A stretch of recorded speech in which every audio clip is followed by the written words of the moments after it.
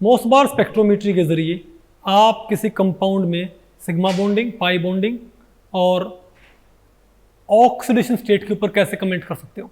नमस्ते, मेरा नाम दीप दलाल है और इस लेक्चर में हम इन्हीं प्रश्नों के उत्तर खोजने की कोशिश करेंगे।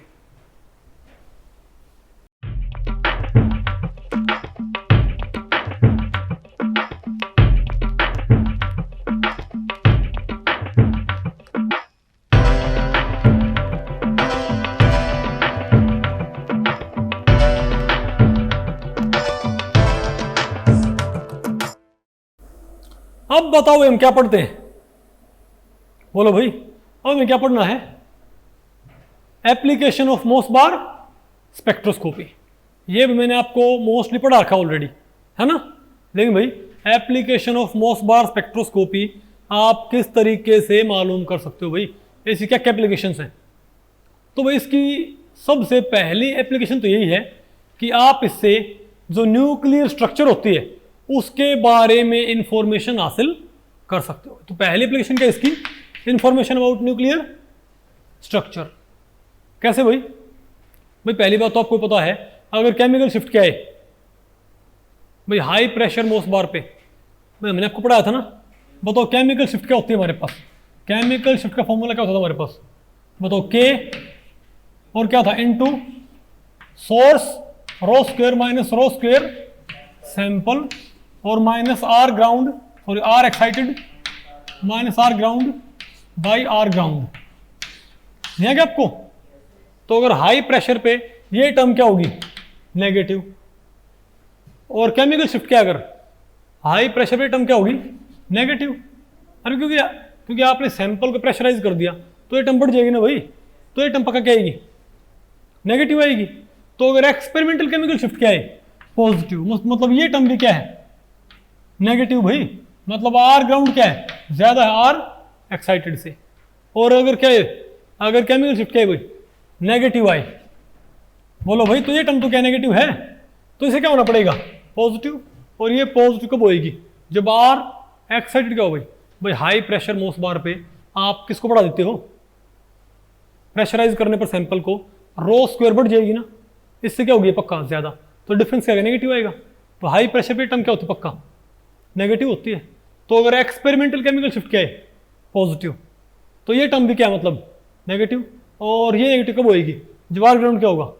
ज्यादा आर एक्साइटेड से। और अगर हाई प्रेशर मोसबार पे केमिकल शिफ्ट क्या है? नेगेटिव। इसका मतलब ये टर्म क्या है? पॉजिटिव। तो इसके लिए क्या होना पड़ेगा? बोलो भाई, नहीं बता आपको पहले पड़ी। दूसरा, आप इससे न्यूक्लियर स्पिन भी मालूम कर सकते हो, न्यूक्लियर स्ट्रक्चर के बारे में। नहीं समझे बात? तो न्यूक्लियर प्रॉपर्टीज के बारे में हमको इंफॉर्मेशन प्रोवाइड करती है, इजंट इट? अरे बोलो, और बताओ क्या बेनिफिट इसके? और इसका बेनिफिट है भाई आपको अलग अलग कंपाउंड्स की अलग अलग ऑक्सीडेशन स्टेट में अलग अलग क्या होती है? Chemical shift. नहीं समझे बात? तो आप किसी अननोन कंपाउंड की, आयरन के किसी अननोन कंपाउंड में, आयरन के आप किसी अननोन कंपाउंड की केमिकल शिफ्ट रिकॉर्ड करके और आप उस कंपाउंड में आयरन की ऑक्सीडेशन स्टेट क्या है इसके ऊपर कमेंट कर सकते हो, इजंट इट? दूसरा भाई, ये सिग्मा बॉन्डिंग और पाई बॉन्डिंग के ऊपर भी कमेंट करती है क्या? अरे बोलो भाई, ये क्या करती है?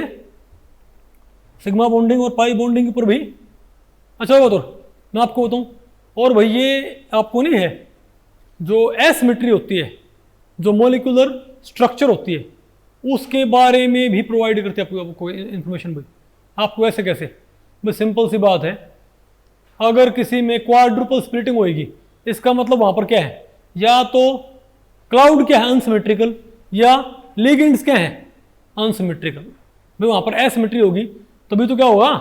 Local electric gradient.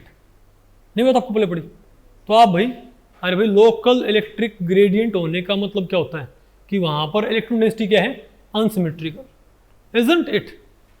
तो आपको भाई क्या कॉम्प्लेक्स हाई स्पिन है या लो स्पिन है, ये मालूम करने में आपको आसानी नहीं रहेगी भाई। सिंपली किस बात को देखिए भाई? क्वाड्रुपल स्प्लिटिंग को। नहीं बात आपको पहले पड़ी? अगर मान लिया भाई D6 कॉम्प्लेक्स है और क्वाड्रुपल स्प्लिटिंग हो रही, सारे लिगेंड सेम है, सारे लिगेंड्स क्या हैं, सेम है। D6 कॉम्प्लेक्स है, सारे लिगेंड्स क्या हैं भाई, सेम है। और क्वाड्रुपल स्प्लिटिंग नहीं हो रही, तो क्या होगी पक्की बात ये, T2G6EG0। नहीं समझे बात, अगर क्वाड्रुपल स्प्लिटिंग हो रखे तो क्या है ये, T2G4EG2 आगे ना अपने आप भाई, क्या हाई स्पिन, नहीं मैं तो आपको पहले पड़ी क्या। तो क्वाड्रुपल स्प्लिटिंग से भैया आप उसकी जो क्या होती है स्ट्रक्चर, उसके ऊपर कमेंट कर सकते हो। नहीं है क्या आपको, जैसे भाई हमारे पास SnF4 था, बोलो भाई आपको पता है SnCl4 है, SnBr4 है और SnF4 है, इसमें क्वाड्रुपल स्प्लिटिंग आती है। तुम समझ गए भाई, अगर चारों फ्लोरीन क्या होते टेट्राहेड्रल फैशन में होते तो क्वाड्रुपल स्प्लिटिंग ना होती भाई। अगर हुई है तो मतलब क्या नहीं, पक्की बात ये टेट्राहेड्रल तो नहीं, वो तो पता लगे कम से कम, नहीं बात आपको पहले पड़ी। और आपको पता है भाई, हमने आपको पढ़ाया था ना कि आयरन में क्या होता है, जितनी ज्यादा एस इलेक्ट्रॉन डेंसिटी बढ़ती है उतना हम कहां पहुंचते हैं, लेस पॉजिटिव या मोर नेगेटिव। आयरन में increase in S electron density क्या बोलता है, अरे भाई आयरन में increase in S electron density क्या बोलता है, मैंने सारा पढ़ा है मैंने आपको ये। आयरन में increase in S electron density क्या करता है, मोर नेगेटिव केमिकल शिफ्ट। और टिन में क्या होता है, मोर पॉजिटिव केमिकल शिफ्ट। पता होगा ना आपको भाई, अगर आयरन न्यूक्लियस में एस इलेक्ट्रॉन डेंसिटी बढ़े न्यूक्लियस पे तो क्या होता है, मोर नेगेटिव केमिकल शिफ्ट आते हैं ना। और भाई टिन में क्या होता है, मोर पॉजिटिव।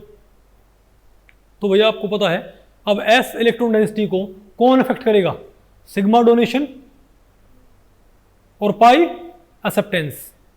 बोलो भाई, तो जितने क्या होंगे, तो आयरन में अगर क्या होगा, सिग्मा डोनर कॉम्प्लेक्स। अरे भाई आयरन में क्या होंगे, अगर सिग्मा डोनर लिगेंड्स, अगर मैं ये कहूँ आयरन में क्या है हमारे पास FeL6 है, अगर ये जो L ग्रुप क्या होंगे मोर सिग्मा डोनर, तो डेंसिटी कहाँ भेजेंगे, मेटल को। डेंसिटी कहाँ भेजेंगे भाई, मेटल को। और डेंसिटी अगर मेटल के पास जाएगी तो क्या मेटल के एस इलेक्ट्रॉन की शील्डिंग नहीं हुई, क्या मेटल के एस इलेक्ट्रॉन्स क्या होगी भाई, शील्डिंग होगी ना। नहीं बात आपको पहले पड़ी, बोलो भाई। और अगर शील्डिंग होगी तो क्या होगा, तो डेंसिटी क्या होगी, घटेगी ना। एस इलेक्ट्रॉन डेंसिटी क्या होगी भाई, घटेगी। तो उससे बताओ हमारे पास क्या आएंगी, लेस नेगेटिव केमिकल शिफ्ट। समझे बात। और अगर क्या हो हमारे पास, पाई एक्सेप्टर लिगेंड्स, हमारे पास क्या हो गई, पाई एक्सेप्टर लिगेंड्स हुए, तब बताओ क्या होगा। तो पाई एक्सेप्टर लिगेंड्स अगर हुए तो मेटल अपनी डी इलेक्ट्रॉन डेंसिटी कहां भेज देगा, बोलो भाई। तो मेटल अपनी डी इलेक्ट्रॉन डेंसिटी कहां भेज देगा, लिगेंड्स को। अरे बोलो भाई, तो मेटल की डी इलेक्ट्रॉन डेंसिटी भाई गई ना, तो मेटल के एस इलेक्ट्रॉन डेंसिटी को शील्ड करने वाला कोई नहीं बचा ना भाई, थोड़े बचे ना। तो क्या करेगा, न्यूक्लियस पे क्या कर जाएगा, कॉन्सेंट्रेट कर जाएगा। तो उससे कहेंगे मोर नेगेटिव केमिकल शिफ्ट। नहीं है क्या आपको, अरे बोलो भाई, नहीं आपको समझ में, अरे बोलो। मैं आपको बताऊं भाई, शुरुआत में आपको पता है जो हमारे पास क्या होता है, सोडियम नाइट्रोप्रोसाइड क्या Na2। तो आयरन केस में क्या होगा, ध्यान रखियो, आयरन केस में क्या होगा, यानी कि पाई बॉन्डिंग आयरन कॉम्प्लेक्स में क्या करेगी, मोर नेगेटिव। और सिग्मा बॉन्डिंग बोलो भाई लेस नेगेटिव केमिकल शिफ्ट देंगी। नहीं मैं तो आपको पहले पड़ी। लेकिन टिन में क्या होगा, उल्टा। वहां पर क्योंकि भैया आपको पता ना एस डेंसिटी का इफेक्ट क्या होता है, आयरन में और टिन में एस डेंसिटी बढ़ने का इफेक्ट क्या होता है, उल्टा। अरे वो डिपेंड करता है उनका भाई, अरे उनका मैं आपको पढ़ाया था, उनका ग्राउंड स्टेट और एक्साइटेड स्टेट में जो डिफरेंस होता है न्यूक्लियर रेडियस का, पता हो ना आपको। अरे भाई आयरन में क्या होगा बताओ, increase in S electron density, तो क्या करेगा, मोर नेगेटिव केमिकल शिफ्ट। किसमें, ठीक है भाई। तो आयरन में तो मोर नेगेटिव केमिकल शिफ्ट।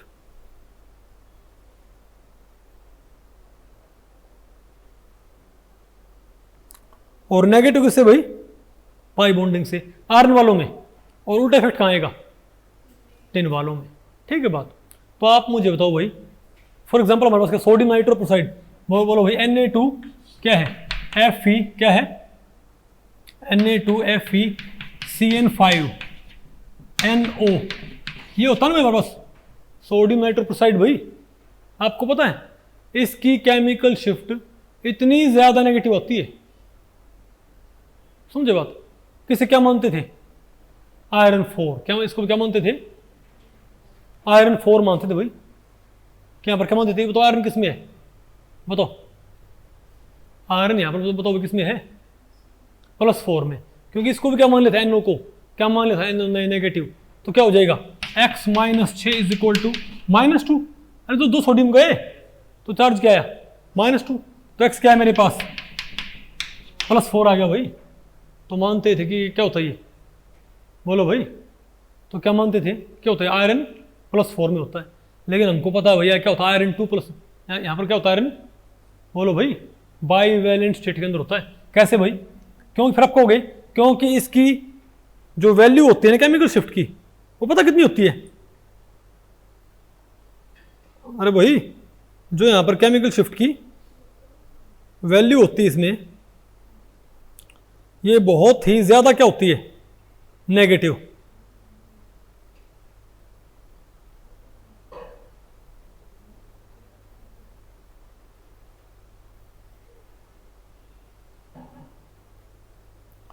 इसकी वैल्यू होती है -0.165 मिलीमीटर पर सेकेंड।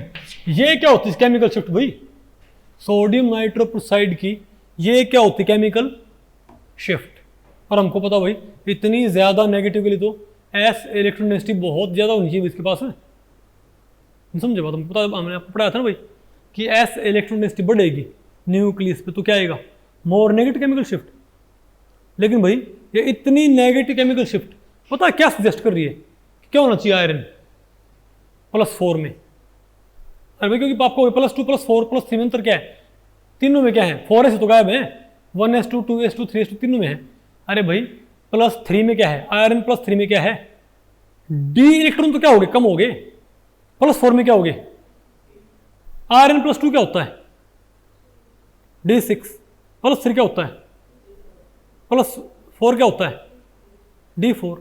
तो भाई D में इलेक्ट्रॉन अगर कम होंगे तो क्या D ऑर्बिटल कम शील्ड नहीं करेगा 1s 2s और 3s को। अरे बोलो भाई, क्योंकि होते तो लोग सारे कहाँ से हैं, न्यूक्लियस से ही। और आप उसको ऐसे मान सकते हो भाई, जितना क्या होगा मोर पॉजिटिव, क्या उतना ही वो सभी क्लाउड्स को अपनी तरफ खींचेगा न्यूक्लियस भाई। और खींचेगा तो क्या करें उसके ऊपर, वो कॉन्सेंट्रेट कर जाएंगे, इजंट इट। तो सिर्फ +4 में क्या आती है, सबसे ज्यादा केमिकल शिफ्ट, +3 में उससे कम, +2 में उससे कम। ये नेट में रखा हुआ पता होगा ना आपको। तो आपको भैया इतनी ज्यादा नेगेटिव केमिकल शिफ्ट है, तो लगता क्या है, क्या होना चाहिए आयरन प्लस, भाई आयरन क्या होना चाहिए +4 में भाई। लेकिन हमको पता है यहां पर NO बताओ क्या होता है, NO यहां पर क्या होता है भाई, 1+ में होता है। तो उसको आप कैसे रैशनलाइज करते हो बताइए, कि भाई यहां पर जो N होता है ना क्या होता है, आयरन होता है, क्या होता है, आयरन। बोलो भाई। तो यहां पर जो कौन भाई, हमें कैसे मालूम पड़ा कि यहां पर +2 में, +2 में ये भाई +2 में है, मतलब ये NO+ है, NO+। कैसे मालूम पड़ा भाई, क्योंकि जब इस NO की हमने क्या नोट की, कार्बोनाइल स्ट्रेचिंग फ्रीक्वेंसी, तो घटी मिली भाई। क्या, इस NO की कार्बोनाइल स्ट्रेचिंग फ्रीक्वेंसी क्या रखी भाई, घटी, मतलब कम हुई मिली। ऐसा क्यों भाई, होना हो इसने एक डेंसिटी एक्सेप्ट की अपने π में, किसने भाई, NO ने। ऐसा क्यों हुआ होगा, क्योंकि इस आयरन ने क्या हुआ, अपने D ऑर्बिटल को कहां भेज दिया भाई, इसने क्या हुआ, इस NO के, इसने NO के पास डेंसिटी नहीं भेज दी क्या इसने, बताओ इसने डेंसिटी कहां भेज दी भाई, NO के पास, बैक बॉन्डिंग से। क्या भाई, तो भाई पाई बॉन्ड, तो क्या होगी, पाई बॉन्डिंग होगी ना, तो पाई बॉन्डिंग से इसने डेंसिटी कहां भेज दी भाई, NO के एंटी बॉन्डिंग में, NO+ के एंटी बॉन्डिंग में। तो एक तरह से ये इलेक्ट्रॉन रिमूव करने की तरह ही हो गया भाई। चाहे आप Fe4+ बनाओ, चाहे आप क्या करके Fe2+ रख के और डेंसिटी को बैक बॉन्डिंग से कहाँ भेज दो, आयरन से दूर। बोलो भाई, आयरन से दूर, बहुत दूर। बोलो भाई, तब तो क्या हो जाएगा हमारे पास? अरे भाई, तो आयरन के इलेक्ट्रॉन शील्ड नहीं कर पाएंगे ना भाई, तो क्या हो जाएगा फिर ये? तो एस इलेक्ट्रॉन डेंसिटी क्या हो फिर ये? तो आयरन की एस इलेक्ट्रॉन डेंसिटी कॉन्सेंट्रेट कर जाएगी न्यूक्लियस के ऊपर, और उससे हमारे पास क्या आती है? इतनी ज़्यादा नेगेटिव केमिकल शिफ्ट। नहीं आ रहा आपको भाई? समझ गए बात? तो ध्यान रखियो भाई कि आयरन में क्या होता है, सिग्मा बॉन्डिंग क्या लेके आती है? लेस नेगेटिव और मोर पॉजिटिव केमिकल शिफ्ट। और पाई बॉन्डिंग क्या लेके आती है? More negative and less positive chemical shifts. नहीं आ गया आपको? और भी इसके बहुत फायदे हैं भाई। अब बताओ, आपने मैग्नेटिक फील्ड का आपने इफेक्ट देखा था ना भाई? क्या आपने मोसबार स्पेक्ट्रम के ऊपर मैग्नेटिक फील्ड का इफेक्ट आपने पढ़ा था ना कि नहीं पढ़ा भाई? तो मैं आपको बताऊं कि जो मैग्नेटिक फील्ड होता है वो ज़रूरी नहीं कि आपने बाहर से अप्लाई करना है, वो इंटरनल मैग्नेटिक फील्ड भी हो सकता है भाई। मैग्नेटिक फील्ड आप बाहर से अप्लाई कर सकते हो और साथ में भाई इंटरनल मैग्नेटिक फील्ड भी हो सकता है, ज़रूरी नहीं है कोई। क्योंकि आपको पता है आयरन के बहुत सारे कंपाउंड में इंटरनली क्या होता है मैग्नेटिक फील्ड। फॉर एग्जांपल, अगर आप Fe3O4 का क्या लोगे? अगर आप Fe3O4 का आप क्या कंसिडर करते हो? मास स्पेक्ट्रा। तो वहां पर ऑलरेडी क्या हो, मैग्नेटाइट, वो खुद क्या होता है, मैग्नेट होता है। तो वहां पर क्या इंटरनल मैग्नेटिज्म नहीं है क्या? तो वहां पर मैग्नेट, देखो NMR में मैग्नेटिक फील्ड बाहर से अप्लाई करना पड़ता है। बोलो भाई, लेकिन यहां पर मैग्नेटिक फील्ड क्या होगा? इनबिल्ट। क्या होगा? इनबिल्ट। लेकिन भैया बताओ, लेकिन आप बाहर से मैग्नेटिक फील्ड लगा के और स्प्लिटिंग पैटर्न नोट करके और स्प्लिटिंग का मैग्नीट्यूड नोट करके आप क्या मालूम कर सकते हो? आप इंटरनल मैग्नेटिक फील्ड को कैलिब्रेट कर सकते हो। मैं आपको पता है इतना एक्सटर्नल मैग्नेटिक फील्ड लगाने पर पीक पोजीशन यहाँ पहुँचती है। नहीं समझे बात? अरे बोलो भाई, तो अगर इंटरनल मैग्नेटिक फील्ड के बाद भी पीक पोजीशन वहीं पर है तो आपको मालूम पड़ जाएगा कि इसके अंदर कितना मैग्नेटिक फील्ड है। नहीं मतलब आपको पहले पड़ी? तो आप एक तरह से इंटरनल मैग्नेटिक फील्ड को मेजर कर सकते हो किसके जरिए? बोलो भाई, मोसबार के जरिए। आ नहीं आपको ये?